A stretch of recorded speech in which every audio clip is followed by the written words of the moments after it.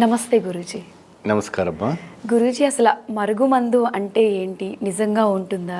అది ఉంటే ఒకవేళ అది మనకి పెట్టారు అనేది ఎలా తెలుస్తుంది? తప్పకుండా తల్లి. ముందుగా శ్రీ మహాగణపతి దేవతాభ్యో నమః. చూసే వీక్షబంధువులకు అందరూ కూడా నమస్కారం. అందరూ బాగుండాలి, అందరూ క్షేమంగా ఉండాలి, ఎటువంటి వశీకరణకి మరుగుమందుకి బలి కాకుండా అష్టైశ్వర్యతో సంతోషంగా పిల్లల పాపలతో ఉండాలి.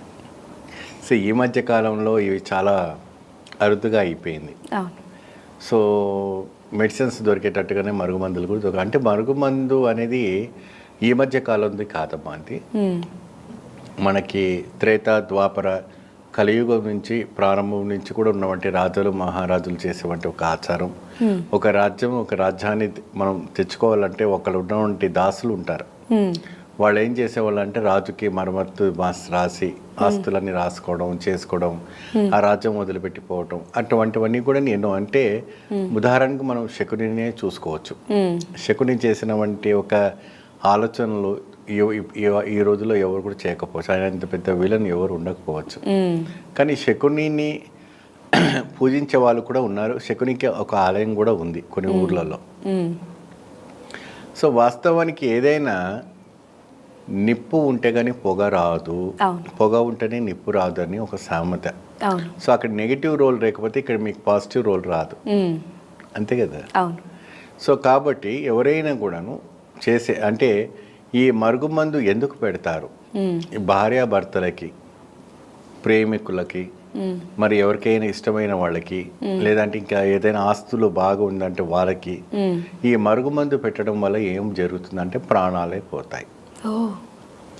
ఎందుకు పోతాయి, ఎలా పోతాయి அப்படிంటే ఎప్పుడైనా కూడా వాళ్ళు మాంసంలో పెడతారు, లేదంటే ఇంకేదైనా పదార్థాలు పెడతారు. అది లోపల పోయిన తర్వాత అది ఒక గుడ్డులాగా తయారయ్యి దానికి వెంట్రుకలు వస్తాయి కడుపులో. ఆ గుడ్డులో వెంట్రుకలు వచ్చిన తర్వాత అది ఎప్పుడెప్పుడు కూడాను అది డెవలప్మెంట్ అవుతూ ఉంటుంది, దానికి ఆ ఒక శక్తి పెరుగుతూ ఉంటుంది. అప్పుడు ఆ మనిషి పిచ్చోళ్ళలాగా అయిపోతాడు. ఆ స్త్రీ కానీ పురుషు కానీ ఎవరైతే ఉన్నారో ఆ ఒక మరుగుమందికి బలైపోతారు. ఆ గ్రోతింగ్ అవుతుంది. అవి ఆ బ్లడ్ వామిటింగ్స్ అయి చనిపోవడం అని జరుగుతూ ఉంటాయి. ఇది చాలా ప్రమాదకరమైన వంటిది, ఇది నిషేధించవలసిన వంటి విషయం. ఈ మరుగుమంది అనేది నెత్తికి పెడతారు, కడుపులో భోజనంలో పెడతారు, ఒంటికి పూస్తారు. మీ బట్టలను తీసుకెళ్ళి వశీకరణ చేసి దానికి మరుగుమందు పెడితే ఆ వస్త్రం మీరు ఎప్పుడైతే కట్టుకున్నారో వాళ్ళకి వశం అవుతారు. అనేక రకమైనటువంటి ఈ తంత్ర సాధనల్లో ఇటువంటివన్నీ సర్వసాధారణమైనటువంటి రాజతంత్రం. ఇదంతా ఆ రోజు నుంచి వచ్చేవంటి ఆచరణ, ఈ మధ్య కాలంలో కాదు. ఈ రోజుల్లో అంతే టెక్నాలజీ పెరిగింది. ఒకసారి పెడితే కంపల్సరీ ప్రాణహాని వరకు వెళ్తుంది. అయితే విరుగుడు కూడా చేసుకోవచ్చు. విరుగుడు అంటే కక్కించుకోవచ్చు. మీకు మందు పెట్టారు కాబట్టి వాళ్ళు పోసే పసరులో అది బయట పడిపోతుంది. అది కొన్ని ప్రాంతాలు ఉన్నాయి, మందు తీసేవాళ్ళు ఉన్నారు. అది తీసేస్తే ఆ గుడ్డు బయట పడిపోతుంది. దానికి అన్ని వెంట్రుకలు వచ్చేసి ఉంటాయి. ఆ వెంట్రుకలు ఒక రకమైన వంటి ఒక బ్యాడ్ స్మెల్తో బయట పడుతుంటుంది. అది మీరు కానీ వినిగా దాన్ని వినరు, చూడలేరు, ఆ శ్వాస కూడా చూడలేరు. అంతటి భయంకరంగా ఉంటుంది. సో ఈ రకంగా ఈ యొక్క శుద్ర ఆలోచనతో చేసేవాళ్ళు చాలామంది మనుషులు మన చుట్టూ నవ్వుతూ తిరుగుతూ ఉంటూ ఉంటారు. చాలా జాగ్రత్తగా ఉండాలి, చాలా జాగ్రత్త వహించవలసి వచ్చినటువంటి విషయం ఇది. అసలు మీరు చెప్తుంటేనే నాకు ఇలా గూస్ బంప్స్ వస్తున్నాయి గురూజీ.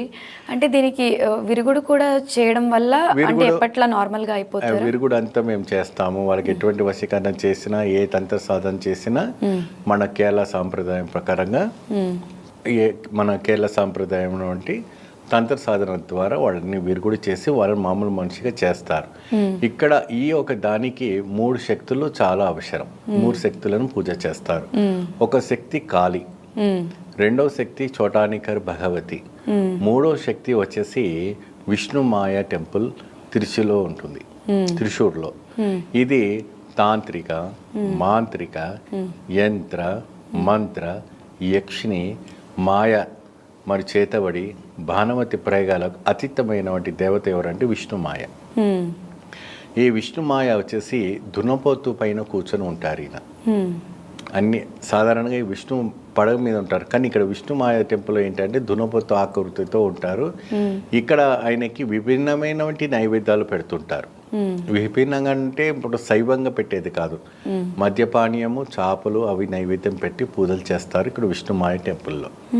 అదే విధంగా కాళీ, కలకత్తాలో కాళీ, మరి ఎర్నాకుళంలో ఉన్నటువంటి చోటానికర్ భగవతి, భూత పేత పిశాచ యక్షిని కింగర చేతబళ్ళ భానుమతి ప్రయోగం ఎటువంటి అయినా కూడా ఆవిడ గారిని మీరు ఆలయంలో మీరు ప్రవేశించారంటే ప్రతి వాళ్ళకు దయ్యం పట్టిన వాళ్ళందరూ ఆడుతూ ఉంటారు అక్కడ. వందల మంది ఉంటారట, జడలన్నీ విడబోసుకొని ఇట్లా నెత్తులు కొట్టుకొని రక్తాలు కారుతూ ఉంటాయి. అమ్మవారు కొట్టి తీసేస్తూ ఉంటుందట, వెళ్ళిపో అనేసి. ఆటోమేటిక్గా అక్కడ 3 రోజులు 4 రోజులు 40 రోజులు అలా పెట్టేసి అలా ఉంచేస్తుంటారు, కాళ్ళకు గొలుసులు కట్టేసి. ఈ వీళ్ళంటే ఏంటంటే ఈ దేవతలకు అందరూ కూడా ఈ ఏదైతే యక్షిని సాధన, ఈ మరుగుమందు చేసే వాళ్ళకందరికీ అతీతమైనటువంటి దేవతలు వీళ్ళు. కాబట్టి దీనికి తంత్ర సాధనతో వీరు కూడా ఉంది, వాళ్ళని సేవ్ చేయవచ్చు. వాళ్ళు ఎన్ని రోజులైంది వాళ్ళకి ప్రయోగం చేసి, ఎన్ని సంవత్సరాలైంది ప్రయోగం చేసి అవన్నీ కూడా చూసుకొని వాళ్ళకు వీరు కూడా చేస్తే అతీతమైనటువంటి ఫలితంతో సుఖంగా ఉండడానికి అవకాశం ఉంటుంది.